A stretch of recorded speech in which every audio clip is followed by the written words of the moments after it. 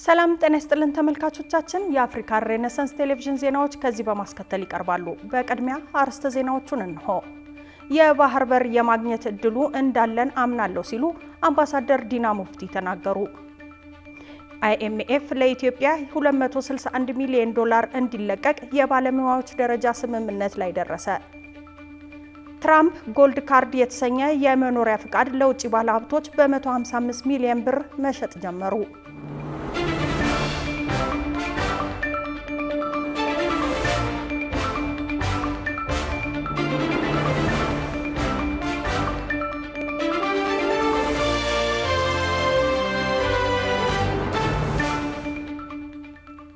ተመልካቾቻችን በእያላችሁበት የዓለም ጥግ ሰላምታችን ይድረስ። ይህ የአፍሪካ ሬኔሳንስ ቴሌቪዥን የዜና ሰዓት ነው። የተመራረጡ ዜናዎቻችንን ወደ እናንተ እናደርሳለን። አብራችሁን እንድትሆኑ የምጋብዛችሁ ሜሮን አለሌ ነኝ። የባህር በር የማግኘት እድሉ እንዳለን አምናለሁ ሲሉ አምባሳደር ዲና ሙፍቲ ተናገሩ። አምባሳደሩ ከአፍሪካ ሬኔሳንስ ቴሌቪዥን ጋር በነበራቸው ቆይታ በወቅታዊው የአፍሪካ ቀንድ ሁኔታና በባህር በር ላይ ያተኮሩ ጉዳዮችን አንስተዋል። ጽዮን ላይኩን ተጨማሪ አላት።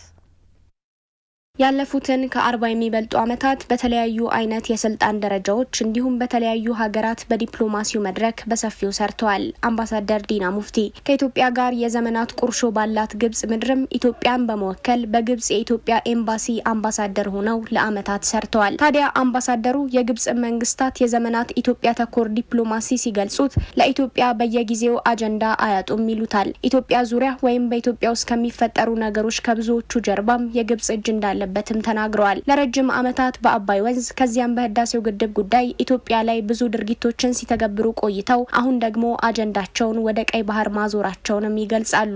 ብሔራዊ ጥቅም በተለያየ መልኮች የመቀናቀኑ ነገር የነበረ ነው፣ የቆየ ነው፣ ሲያርጉት የነበረ ነው፣ አዲስ ነገር አይደለም። መልኩና እንትኑ ይቀይራል፣ ይዘቱ ግን አንድ ነው። ስልቱ ይለዋወጣል፣ ይዘቱ ግን አንድ ነው። መጀመሪያው በህዳሴ ግድብ ላይ ያላቸው ነገር ቢያመልጣቸውም አሁን ደግሞ ሌላ አጀንዳ ያገኙታል። ኢትዮጵያ የባህር በር ለማግኘት የምታደርገውን ነገር እዛም አካባቢ ደንቃራ የመሆን ነገር አለ። በተለያየ ጊዜ ግን ለኢትዮጵያ አጀንዳ ያጡ ግብጽ በዚሁ በቀይ ባህር ጉዳይ ከዚህ ቀደምም ኢትዮጵያ የቀይ ባህር የትብብር መድረክ አባል እንዳትሆን መጣሯንም ነው የገለጹት አምባሳደር ዲና። በተለይ ከዚህ ቀደምም ኢትዮጵያ የቀይ ባህር ካውንስል የሚባለው የዚህ ቀይ ባህር አካባቢ ያሉ ሀገሮች አባል እንዳትሆን ስትገፋ የቆየች እንደነበረ ቅድም በጠቀስከው ሀገር አማካይነት እዚህ አካባቢ ድርሽ እንዳትል ተጽዕኖ ሲደረግባት የነበረ በሌላ ጉዳይ ሀገር ናትና። ይሁንና አምባሳደሩ የኢትዮጵያ የባህር በር ጥያቄ በትክክለኛ ጊዜ ላይ መነሳቱን ተናግረው የባህር በር የማግኘት አስፈላጊነቱንም ሲገልጹ ተደምጠዋል። ጊዜው የመጣለት ጉዳይ ነው የሚሆነው። ከመልክዓ ምድራዊ አቀማመጥ አንጻር ስናይ ኢትዮጵያ ከቀይ ባህር 60 ኪሎ ሜትር ብቻ ርቀት ያለች ቀይ ባህር ደጅ ያለች ሀገር ናት። ስለዚህ መልክዓ ምድራዊ አቀማመጧ የቀይ ባህርን የባህር በርን የማግኘትና የዛ አካባቢ መጠቀም መብቷን ያሳያል ማለት ነው። ከታሪክ አንጻር ስናይ ደግሞ ኢትዮጵያ በታሪክ ረዘም ያለ ነጻነት ይዛ የቆየች ሀገር ከመሆኗም ጋር በንግዱ ዓለምም በቀይ ባህር አካባቢ ባሉት ወደቦች ተጠቅማ ከፍተኛ ንግድ ስታሳልጥ የነበረች ሀገር ናት። ከታሪክም አንጻር ወደብ ነበራት። ወደብ ይዛ ነበር ስትንቀሳቀስ የነበረው። እዛ ወደቡ ላይ ነው ንግድ ስታንቀሳቀስ የነበረው። ስለዚህ ከታሪክም አንጻር ይሄ መብቶ ያለ ነው። የኢኮኖሚ እድገትም በዚሁ ደረጃ ሲመጣ የኢምፖርት ኤክስፖርት እየጨመረ ነው የሚሄደው፣ እየሰፋ ነው የሚሄደው። ኢትዮጵያ የባህር በር የማግኘት እድሉ ይኖራት ይሆናል ተብለውም ከአፍሪካ ሬኔሳንስ ቴሌቪዥን ለቀረበላቸው ጥያቄ በትክክልም ኢትዮጵያ የባህር በር የማግኘት እድል አላት ሲሉ ተደምጠዋል። IMF ለኢትዮጵያ $261 ሚሊዮን እንዲለቀቅ የባለሙያዎች ደረጃ ስምምነት ላይ ደረሰ። ዓለም አቀፉ የገንዘብ ተቋም ከኢትዮጵያ ጋር በ4 ዓመታት የሚያቀርበው የ$3.4 ቢሊዮን የተራዘመ የብድር ስምምነት ማድረጋቸው ይታወቃል። ብዙነህ እንዳለ ዝርዝር አለው። ዓለም አቀፉ የገንዘብ ተቋም IMF ከኢትዮጵያ ጋር በ4 ዓመታት የሚያቀርበውን የ3.4 ቢሊዮን ዶላር የተራዘመ ብድር አቅርቦት መርሃ ግብር በአራተኛው ግምገማ ላይ በባለሙያዎች ደረጃ ስምምነት ላይ መደረሱን አስታውቋል። ይህ ስምምነት የIMF ስራ አስፈጻሚ ቦርድ ሲያጸድቀው ቀጣዩ የ261 ሚሊዮን ዶላር ክፍያም ለኢትዮጵያ እንዲለቀቅ መንገድ ይከፍታል። ይህም ክፍያ ሲፈጸም በአጠቃላይ በፕሮግራሙ ስር ለኢትዮጵያ የተሰጠው የገንዘብ ድጋፍ ወደ 2.13 ቢሊዮን ዶላር ከፍ ይላል። የገንዘብ ተቋሙ በወጣው መግለጫ የኢትዮጵያ መንግስት የጀመረውን የማክሮ ኢኮኖሚ ማረጋጋትና የልማት ማሻሻያዎችን በመገምገም የተሃድሶውን ፍጥነት ማስቀጠል የማክሮ ኢኮኖሚ መረጋጋትን ለማጠናከርና በመካከለኛ ጊዜ እድገትንና ድህነትን ለመቀነስ ቁልፍ ይሆናል የሚል አስተያየት ሰጥቷል። ኢትዮጵያ እንደ አውሮፓውያን አቆጣጠር በ2024 የድጋፍ ብድሩን ስትይዝ ከባድ የውጭ ዕዳ መልሶ የማዋቀር ስራ ላይ ትገኝ ነበር። IMFም ባወጣው ሪፖርት በጂ20 የጋራ ማዕቀፍ ስር የዕዳ ዘላቂነትን ለመመለስ የሚደረጉ ጥረቶችን እየገፉ መሆናቸውንም ጠቁሟል። ምንም እንኳን ኢትዮጵያ ከሁለትዮሽ አበዳሪዎች ጋር በመደበኛ ዕዳዋ ላይ ስምምነት ላይ ብትደርስም በባለሀብቶች ከ1 ቢሊዮን ዶላር የዩሮ ቦንድ ጋር በተያያዘ የሚደረገው የዕዳ ቅናሽ መጠን ላይ አለመግባባት መኖሩ የሂደቱን መጓተት እንዳስከተለ ይታወቃል። በIMF የባለሙያዎች ቡድን መሪ በሆኑት በአልቫሮ ፒርስ የሚመራው ቡድን ከጥቅምት 20 እስከ ህዳር 4 ቀን 2018 ዓ.ም ድረስ በአዲስ አበባ በመገኘት በIMF የተራዘመ የብድር ፋሲሊቲ መርሃ ግብር ስር በአራተኛ ግምገማ ዙሪያ ውይይት ማድረጋቸው ይታወቃል። ይህንንም ተከትሎ ደግሞ ከህዳር 24 እስከ ህዳር 26 ቀን 2018 ዓ.ም የቀጠለው ውይይት በአዲስ አበባ ተካሂዶ ነበር። ሚስተር ፒርስ እንደተናገሩት የIMF ባለሙያዎች ቡድን እንዲሁም የኢትዮጵያ ባለስልጣናት በተራዘመ የብድር ፋሲሊቲ ስምምነት ስር በኢትዮጵያ ኢኮኖሚ ፕሮግራም በአራተኛ ግምገማ ላይ በባለሙያዎች ደረጃ ስምምነት ላይ ደርሰዋል። ስምምነቱም በሚቀጥሉት ሳምንታት የIMF ማኔጅመንት እና ስራ አስፈጻሚ ቦርድ ማጽደቅ ይጠበቅበታል። የማሻሻያው ፍጥነትን ማስቀጠል የማክሮ ኢኮኖሚ መረጋጋትን ለማጠናከርና በመካከለኛ ጊዜ እድገትንና ድህነትን ለመቀነስ ቁልፍ ይሆናል ያሉት አልቫሮ የዋጋ ግሽበትን ለመግታት ጥብቅ የገንዘብ ፖሊሲ መከተል ተገቢ እንደሆነም አጽንኦት ሰጥተው ተናግረዋል። የባለሙያዎች ቡድን ከአስተዳዳሪዎች ጋር ባለፈው ሳምንት በኢትዮጵያ በነበራቸው ቆይታ ከገንዘብ ሚኒስትር አቶ አህመድ ሺዴ፣ ከኢትዮጵያ ብሔራዊ ባንክ ገዢ ኢዮብ ተካልኝና ሌሎች ከፍተኛ ባለስልጣናት ጋር ተገናኝቶ ውይይት ማድረጋቸው ይታወሳል። ትራምፕ ጎልድ ካርድ የተሰኘ የመኖሪያ ፍቃድ ለውጭ ባለሀብቶች በ155 ሚሊዮን ብር መሸጥ ጀመሩ። በሌላ ዜና በካምቦዲያና ታይላንድ መካከል የተጫረው ጦርነት ተባብሶ የሟቾች ቁጥር ማሻቀብ መጀመሩን AFP ዘግቧል። የውጭ ትንታኔና ዓለም አቀፍ ጉዳዮች ዘጋቢያችን ቃል ኪዳን ይጥና ጉዳዩን እንዲህ በዝርዝር ተመልክቶታል። የዩናይትድ ስቴትስ ኦፍ አሜሪካው ፕሬዝዳንት ዶናልድ ትራምፕ ከሶስተኛው ዓለም ሀገራት የሚደረገውን ስደት ሁሉ በዘላቂነት እንደሚያቆሙ ባስታወቁ ማግስት ጎልድ ካርድ የተሰኘ የመኖሪያ ፍቃድ $1 ሚሊዮን አሊያም 155 ሚሊዮን ብር ገደማ ለሚከፍሉ የውጭ ባለሀብቶች መሸጥ መጀመራቸውን አስታውቀዋል።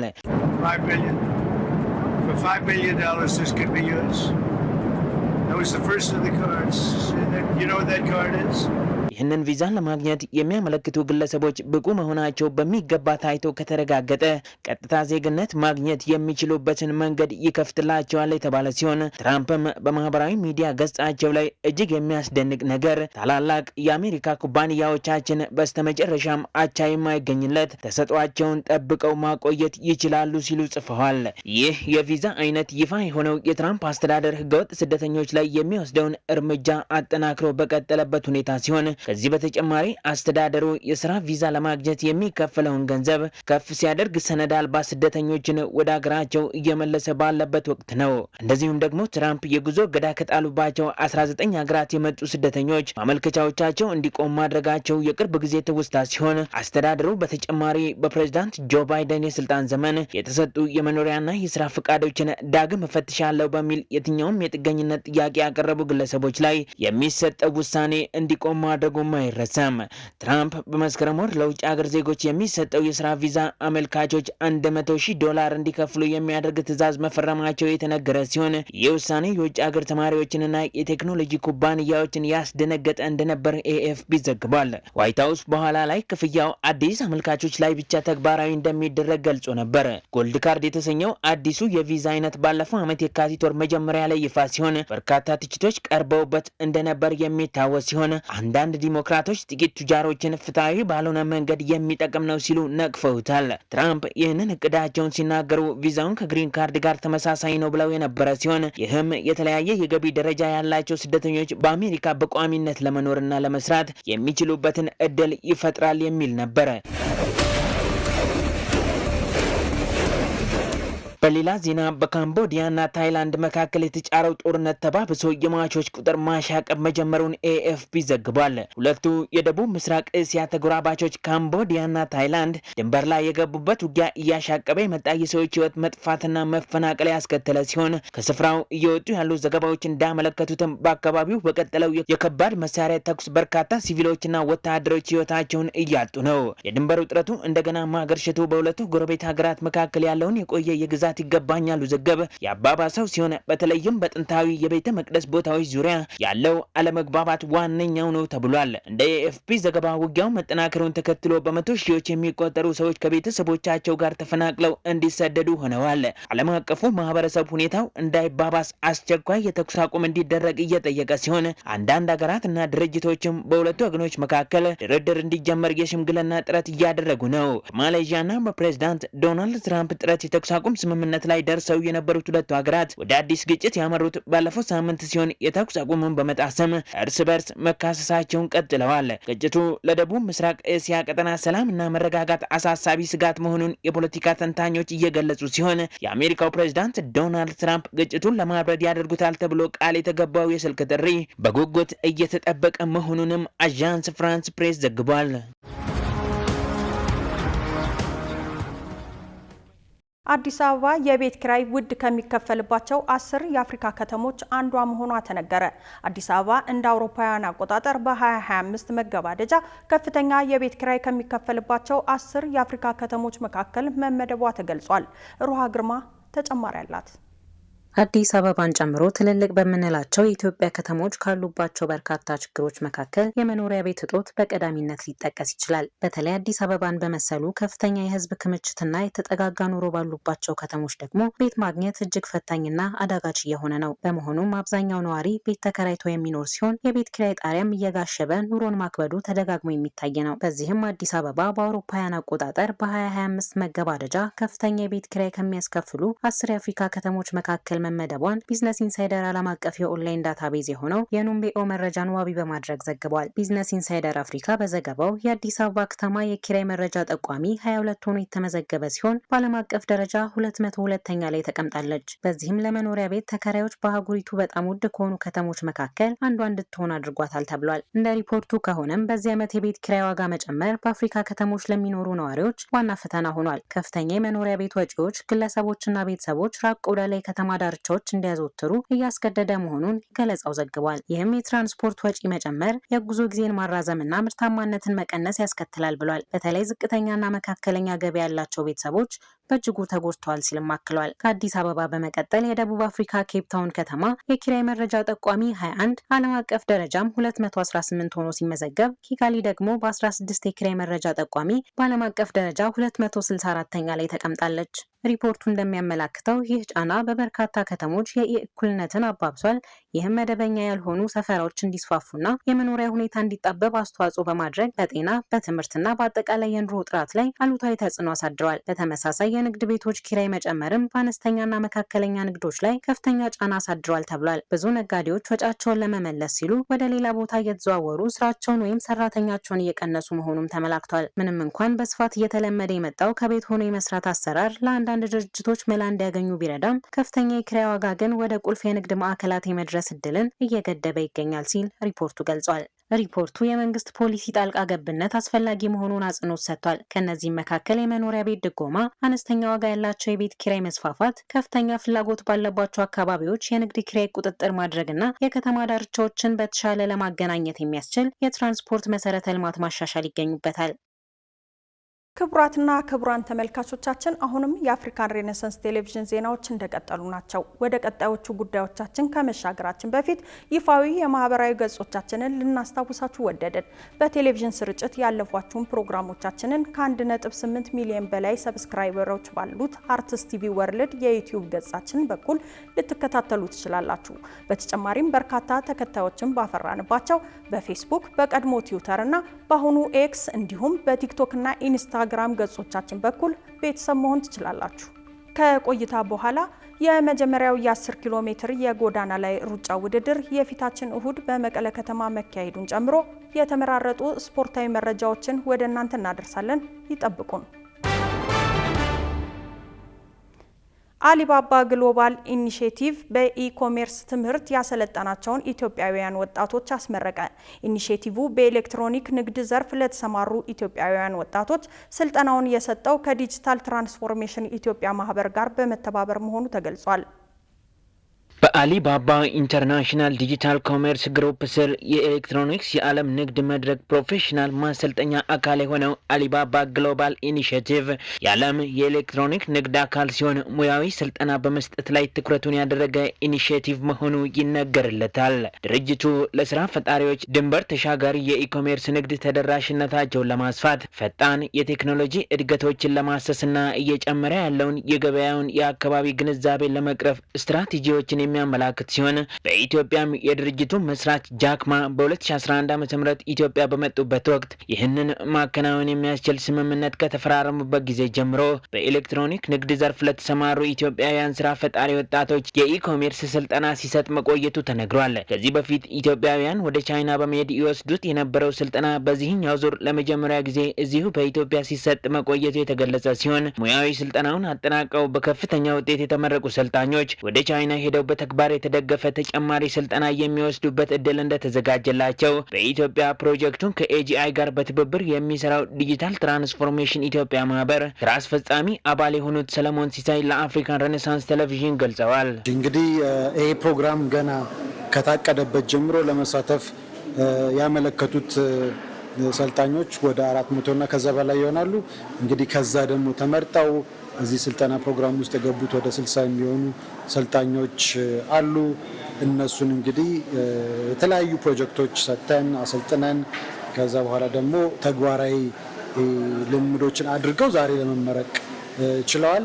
ከእንግዲህ ከዚህ ግሩፖች ውስጥ ደግሞ በጣም የተወሰኑት እዛው ደግሞ አሊባባ ሄድኳርተር ሃንጆ የሚገኘው ሄደው የሚሰለጥኑ የሚመረጡ ሰልጣኞች ይኖራሉ። በአጋርነት ስልጠናውን በኢንኩቤሽን ሴንተሩ በመስጠትና በማመቻቸት ሲሳተፍ የቆየው ዌንቸር ሀብ የተሰኘው ተቋም መስራች የሆኑት ኖኤል ዳንኤል በበኩላቸው ስልጠናው ለሁሉም ክፍት መሆኑን ገልጸው ፍላጎቱ ያላቸውና በኢኮሜርስ ላይ የተሰማሩ ኢትዮጵያውያን የእድሉ ተካፋይ እንዲሆኑ ጥሪ አቅርበዋል። በጣም ትልቅ ኦፖርቹኒቲ ነው። አሊባባ እንደምናውቀው በጣም ብዙ ነገር ያደረገ ድርጅት ቴክ ላይ ዲጂታል ላይ በጣም የሄደ ስለሆነ ይህን ፕሮግራም ተሳተፉ፣ ሬጅስተር አድርጉ። ከጃንዋሪ ጀምሮ በሰፊው አሁን ራሱ ወደ 1000 ሰው በላይ ሬጅስተር አድርገዋል እና ይሄ ኦፖርቹኒቲ እንዳያመልጣችሁ ቶሎ ሬጅስተር አድርጉ ብለን እንጠይቃለን። በኦንላይንም በኤጂአይንም በዲጂታል ትራንስፎርሜሽን ኢትዮጵያ አሶሲዬሽንን በመከታተል ዊቨንቸርም ሼር እናርጋ ኢንፎርሜሽኑን ሬጅስተር አድርጉ ሰው እንዲሳተፍ እንጋብዛለን። በምረቃው ላይ በክብር እንግድነት የተገኙት የአሊባባ ፋውንዴሽን ፕሬዝዳንት ሱን ሊጁን ከአፍሪካን ሬኔሳንስ ቴሌቪዥን ጋር ባደረጉት ቆይታ በኢትዮጵያ ውስጥ የላቀ ደረጃ ላይ ያሉ አነስተኛና መካከለኛ ኢንተርፕራይዞችን እንደ አሊባባ ሁሉ ትልቅ ደረጃ እንዲደርሱ ማድረግ የሚቻለውን ድጋፍ ሁሉ አጠናክረን እንቀጥላለን ብለዋል። እንደገና ወደ ኢትዮጵያ በመምጣቴ በእውነቱ ደስተኛ ነኝ። ባለፉት ጥቂት ዓመታት ትኩረታችን እዚህ ምን ማድረግ እንችላለን የሚለው ላይ ብቻ አልነበረም። ዋናው ትኩረታችን በኢትዮጵያ የቢዝነስ እምቅ አቅም ያላቸውን ወጣቶች ከዲቲኤ ጋር በመተባበር ዲጂታል ትራንስፎርሜሽንን ጨምሮ ዘመኑ የሚጠይቀውን ክህሎት ሁሉ ማጎልበት ላይ ነበር። ስለ ወደፊቱ ስናስብ ሰው ሰራሽ አስተውሎትን ለአፍታም ቢሆን መዘንጋት እንደሌለብን የታወቀ ነው። ብዙ ኩባንያዎች ፈጣን እድገትን ለማግኘት ኤአይን መቀበልና ውጤታማ በሆነ መንገድ ማዋሃድ የግድ እያላቸው ይገኛል። በእኛ ጥረትና በመንግስት ድጋፍ በኢትዮጵያ ውስጥ የላቀ ደረጃ ላይ ያሉ አነስተኛና መካከለኛ ኢንተርፕራይዞችን እንደ አሊባባ ትልቅ ደረጃ ላይ የሚደርሱና በመላው ኢትዮጵያ አገር በቀል የሆኑ ንግዶችን በሚያስፈልገው ሁሉ በማገዝ ከህልማቸው እንዲደርሱ ማድረግ እንችላለን ብለን ተስፋ እናደርጋለን። ስታቲስታ የተሰኘው እውቅ ዓለም አቀፍ መረጃ ሰብሳቢና አጣሪ ተቋም ይፋ እንዳደረገው አሊባባ በመላው ዓለም ከ1.2 ቢሊዮን በላይ የኢንተርኔት ላይ ገበያተኞች ያሉት አውታር ሲሆን እንደ ፎርብስ መረጃም ሶስተኛው ግዙፍ የኢንተርኔት ላይ ተቋም ነው። የአውሮፓ ህብረት የወንጀል ፍትህ ድጋፍ ፕሮግራም የመዝጊያ ስነ ስርዓት አካሄደ። የአውሮፓ ህብረት በወንጀል ፍትህ ድጋፍ ፕሮግራም ዓለም አቀፍ አገልግሎቶች ላይ የገንዘብ ድጋፍ በፌዴራልና በክልል ተቋማት የወንጀል ፍትህ ማሻሻያ ለማድረግ ከ4 ዓመታት በላይ ድጋፍ ሲያደርግ መቆየቱን በመጠቆም በመዝጊያ ስነ ስርዓቱ ላይ ህብረቱ ስኬቶቹን እንዲሁም ያጋጠሙ ተግዳሮቶቹን ገለጻ አድርጓል።